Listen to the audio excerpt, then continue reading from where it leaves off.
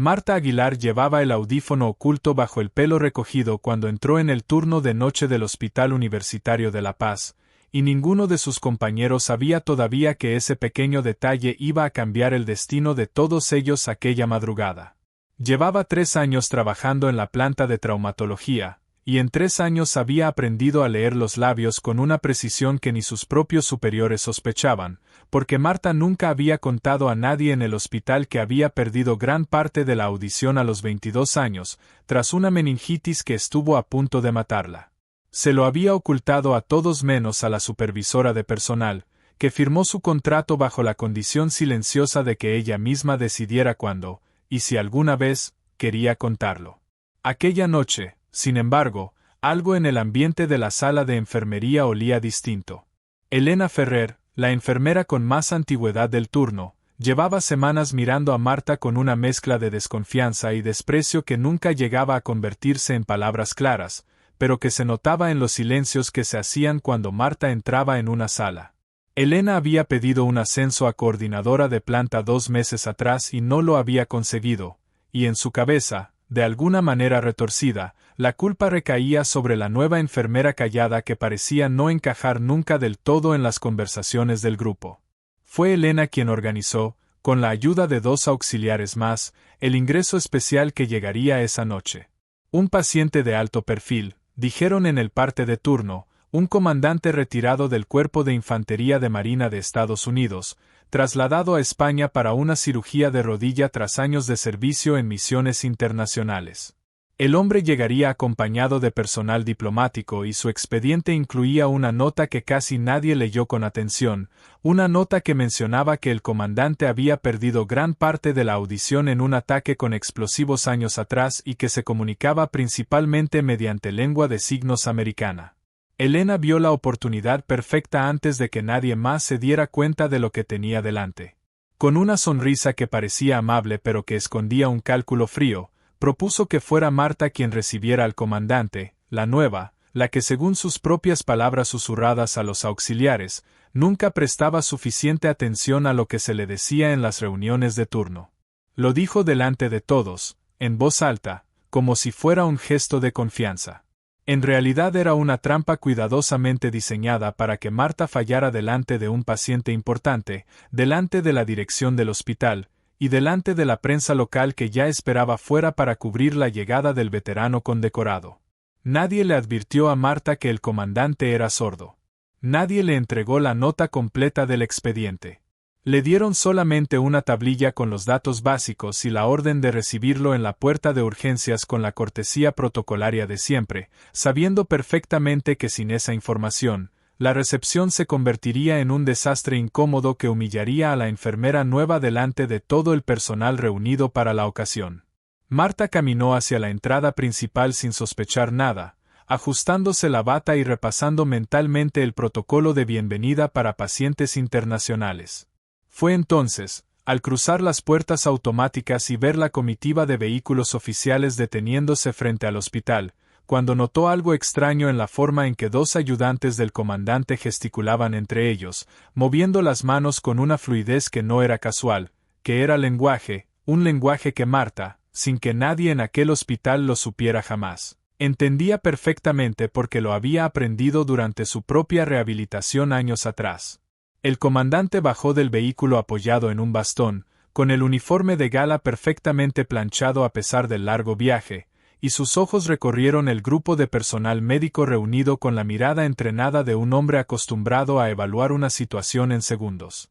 Elena dio un paso al frente, sonriendo hacia las cámaras que ya grababan, y empujó suavemente a Marta hacia adelante, susurrándole que le diera la bienvenida oficial en voz alta y clara, sabiendo que el comandante no podría escuchar ni una sola palabra de lo que Marta estaba a punto de decir, y esperando, con una expectación casi cruel, el momento exacto en que todo se desmoronara frente a las cámaras. Marta sintió el empujón de Elena en la espalda y avanzó 2 pasos hacia el comandante sin decir nada todavía, porque algo en su instinto, algo entrenado durante años de aprender a leer un mundo que no siempre le hablaba con sonidos, le dijo que se detuviera un segundo antes de abrir la boca. Miró las manos del comandante, que en ese momento se movían con un ritmo suave hacia uno de sus ayudantes, y reconoció de inmediato la estructura de las señas, distinta a la lengua de signos española pero con una raíz gestual que su cerebro procesó casi sin esfuerzo, gracias a los años que había pasado estudiando distintos sistemas de comunicación durante su propia recuperación.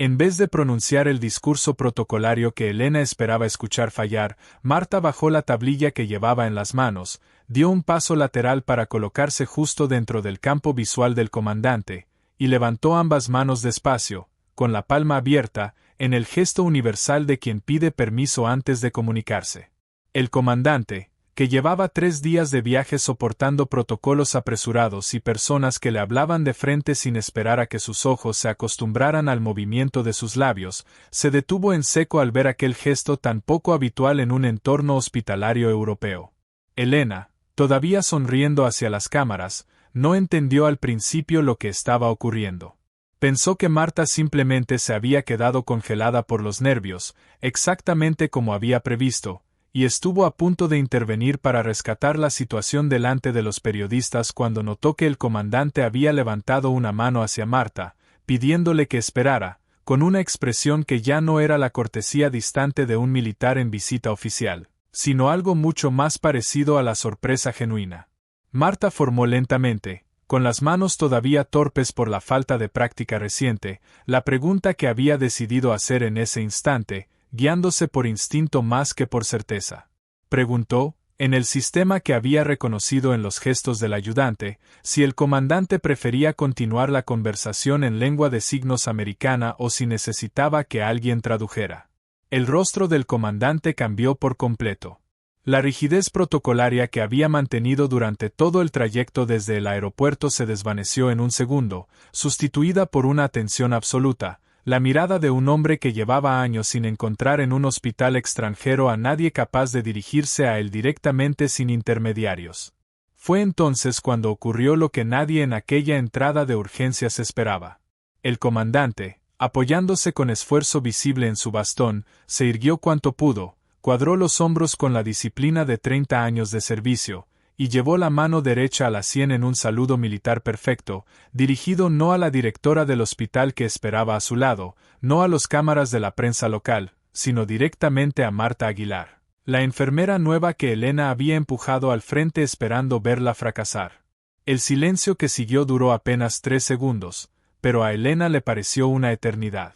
Los periodistas, que habían estado grabando la llegada protocolaria del veterano condecorado, giraron instintivamente sus cámaras hacia aquel gesto inesperado, capturando la imagen de un comandante de la Infantería de Marina saludando con total formalidad a una enfermera que, según todos los rumores que circulaban por los pasillos del hospital, apenas prestaba atención a nada. La directora del hospital, que hasta ese momento había estado más pendiente de la cobertura mediática que de la escena médica en sí, se quedó paralizada al ver la reacción del comandante, sin entender todavía que había desencadenado aquel gesto tan cargado de respeto. Elena sintió que el suelo se movía bajo sus pies, porque en su mente la trampa había sido perfecta, había calculado cada detalle para que Marta quedara expuesta y humillada frente a las cámaras, sin imaginar ni por un segundo que el propio comandante conocía exactamente el idioma que Marta acababa de utilizar, y que aquel saludo no era un error ni una casualidad,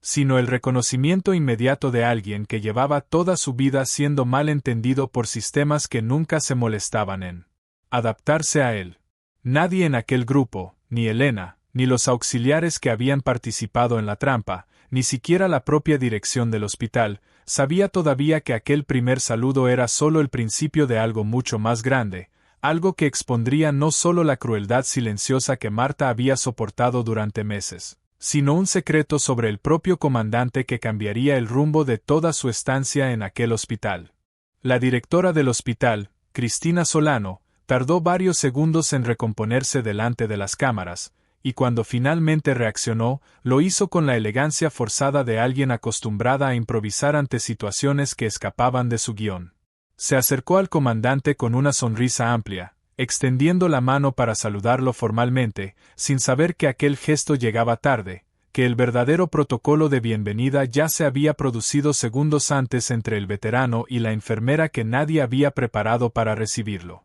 El comandante correspondió el saludo de la directora con cortesía distante, pero sus ojos volvieron una y otra vez hacia Marta, como si necesitara confirmar que lo que acababa de vivir era real. Elena, todavía junto a los auxiliares que la habían ayudado a organizar la encerrona, intentó recuperar el control de la situación acercándose para ofrecerse como intérprete improvisada, alegando en voz alta que ella tenía nociones básicas de lengua de signos desde un curso que había hecho años atrás. El comandante la miró apenas un instante, con la misma cortesía fría que había mostrado hacia la directora, y volvió a dirigir su atención hacia Marta, señalándola con un gesto claro para que fuera ella quien lo acompañara al interior del hospital. Fue un rechazo silencioso pero absoluto, y todos los presentes lo entendieron perfectamente, incluida Elena, cuyo rostro pasó del rosa satisfecho de minutos antes a un blanco tenso que no pudo disimular ante las cámaras. Mientras caminaban hacia la zona de admisiones,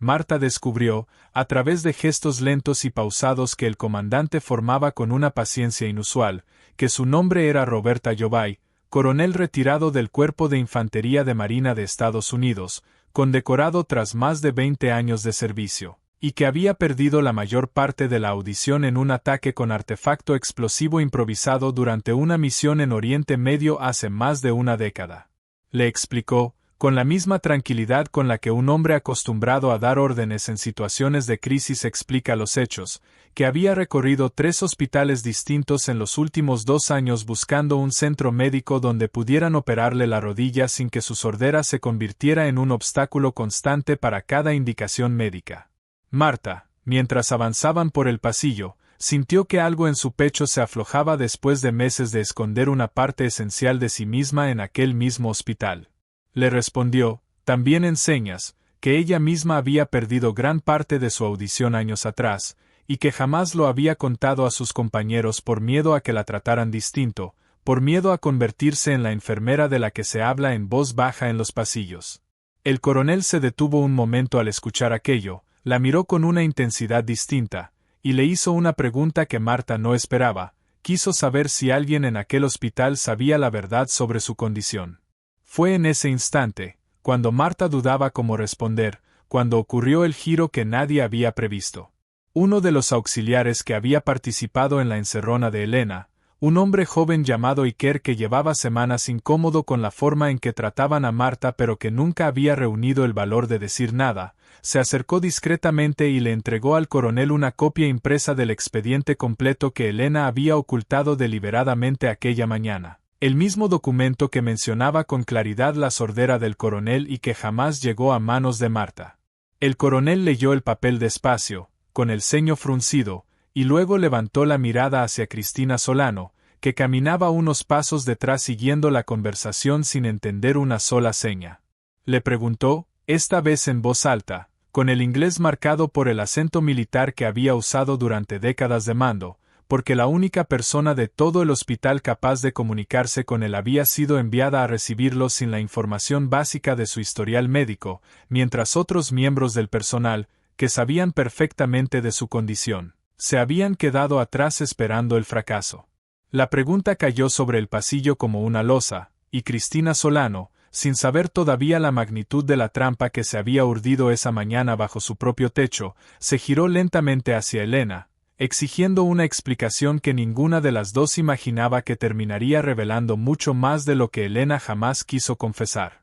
Cristina Solano se giró hacia Elena con una expresión que ya no tenía nada de la cordialidad mediática de minutos antes, y le pidió, delante del coronel, de los auxiliares y de las cámaras que seguían grabando cada segundo de aquella escena, que explicara por qué el expediente completo del paciente no había llegado a manos de la enfermera encargada de recibirlo. Elena intentó improvisar una respuesta sobre errores administrativos y sobrecarga de trabajo en el turno de noche, pero su voz temblaba de una manera que desmentía cada palabra que pronunciaba, y el propio Iker, todavía de pie junto al coronel, bajó la mirada al suelo, incapaz de sostener el peso de lo que sabía y no había dicho hasta ese momento. El coronel Ayobay, observando la escena con la calma entrenada de alguien que había presenciado situaciones mucho más tensas que una disputa interna en un hospital europeo, levantó una mano pidiendo silencio, y a través de gestos que Marta tradujo en voz alta para que todos pudieran entenderlo, Pidió que se detuviera cualquier intento de justificación hasta que él mismo pudiera hablar con calma con la dirección del centro.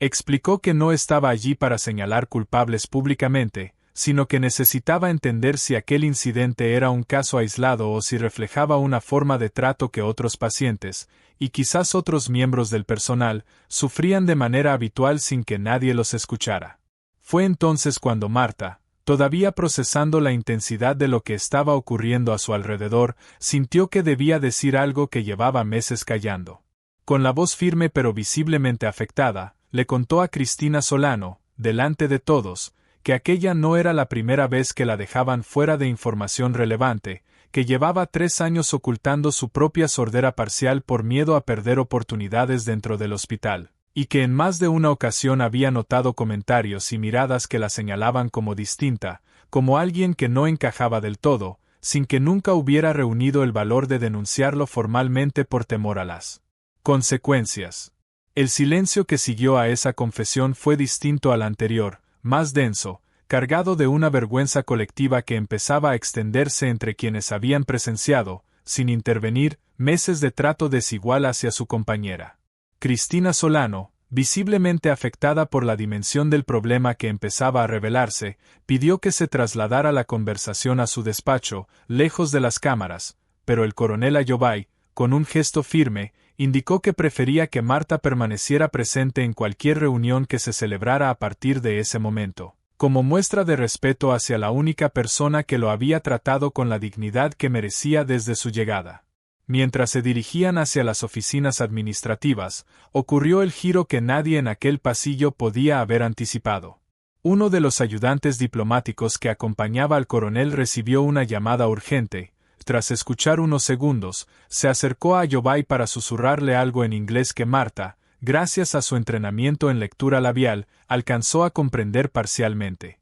La llamada procedía de la embajada estadounidense, y mencionaba que un equipo de comunicación estaba preparando un reportaje especial sobre el coronel Ayobay, no solo por su intervención quirúrgica, sino porque el propio coronel había solicitado formalmente semanas atrás que se investigara el trato que reciben los profesionales sanitarios con discapacidad auditiva en distintos países donde había recibido tratamiento médico. Marta comprendió en ese instante que el coronel no había llegado a aquel hospital por casualidad, ni su reacción ante la encerrona de Elena había sido simplemente el gesto espontáneo de un hombre agradecido. Ayobay llevaba tiempo investigando activamente historias como la suya, buscando visibilizar una realidad que él mismo había vivido en carne propia durante años de servicio, y aquel encuentro fortuito con Marta, lejos de ser un simple incidente aislado, acababa de convertirse en el ejemplo perfecto de todo aquello que llevaba meses intentando exponer ante instituciones médicas de varios continentes.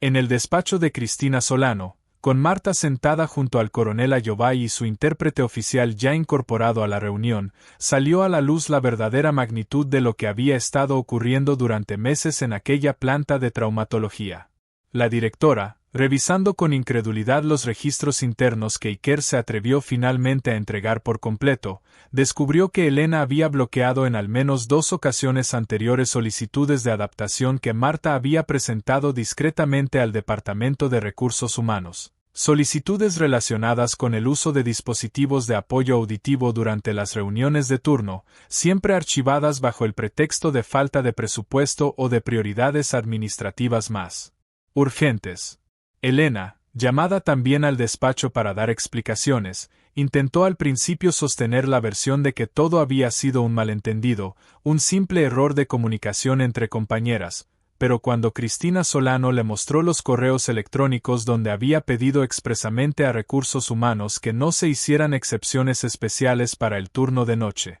la versión se derrumbó por completo. Entre lágrimas de rabia más que de arrepentimiento, Elena reconoció que el resentimiento por no haber conseguido el ascenso a coordinadora se había convertido, sin que ella misma lo quisiera admitir del todo, en una hostilidad silenciosa dirigida hacia la compañera que consideraba, injustamente, responsable de su propio estancamiento profesional. El coronel Ayobay, escuchando toda la conversación a través de la interpretación simultánea, pidió la palabra antes de que se tomara ninguna decisión sobre el futuro laboral de Elena. Explicó, con la autoridad tranquila de quien ha aprendido a lo largo de una vida entera de servicio que el castigo por sí solo rara vez repara el daño causado, que prefería que aquel incidente se convirtiera en el punto de partida de un cambio real dentro del hospital, en lugar de terminar únicamente en una sanción individual que dejara intacto el sistema que había permitido que ocurriera. Propuso entonces, ante la sorpresa de todos los presentes, financiar personalmente a través de una fundación vinculada a veteranos con discapacidad auditiva, la creación de un programa de formación obligatoria para el personal del hospital, centrado en la comunicación con pacientes y compañeros con pérdida auditiva, así como la instalación de sistemas de alerta visual y de apoyo que hasta entonces habían sido considerados innecesarios. Pidió, además, que fuera Marta quien coordinara ese programa desde su implementación, no como un ascenso simbólico entregado por lástima, sino como reconocimiento explícito a los 3 años en los que había realizado su trabajo con una excelencia silenciosa que nadie se había molestado en valorar hasta entonces. Cristina Solano, comprendiendo que la reputación del hospital dependía en ese momento de la forma en que respondiera ante la propuesta, aceptó de inmediato, y anunció públicamente semanas después, en una rueda de prensa mucho más sincera que la organizada apresuradamente el día de la llegada del coronel, la creación del programa que llevaría el nombre de ambos. Un gesto que Marta jamás había imaginado recibir cuando entró aquella madrugada por las puertas de urgencias sin sospechar la trampa que la esperaba. Elena fue trasladada a otra unidad del hospital, lejos de cualquier posición de coordinación, con la obligación expresa de completar el nuevo programa de formación como cualquier otro miembro del personal, una decisión que muchos consideraron más justa que un despido, aunque para ella representara una humillación mucho más duradera que la que había intentado provocar en Marta aquella mañana. Iker, por su parte, se convirtió con el tiempo en uno de los colaboradores más cercanos de Marta dentro del nuevo programa, encontrando finalmente el valor que le había faltado durante meses de silencio cómplice. Cuando el coronel Ayobay abandonó finalmente el hospital tras una recuperación exitosa de su cirugía, semanas más tarde, se despidió de Marta en el mismo lugar exacto donde la había saludado por primera vez, frente a las puertas de urgencias, pero esta vez sin cámaras, sin protocolo, sin nadie más observando. Le entregó una carta escrita a mano, en la que le agradecía haber sido, en sus propias palabras, la primera persona en años que lo había mirado como un hombre completo y no como una discapacidad que había que gestionar, y volvió a llevarse la mano a la sien en un saludo militar lento y deliberado, esta vez dedicado no a una desconocida que había resultado ser una sorpresa inesperada, sino a la mujer que, sin saberlo, había cambiado el rumbo de su propia misión personal, y que a partir de aquel día jamás volvería a esconder quién era dentro de las paredes del hospital que finalmente había aprendido a verla.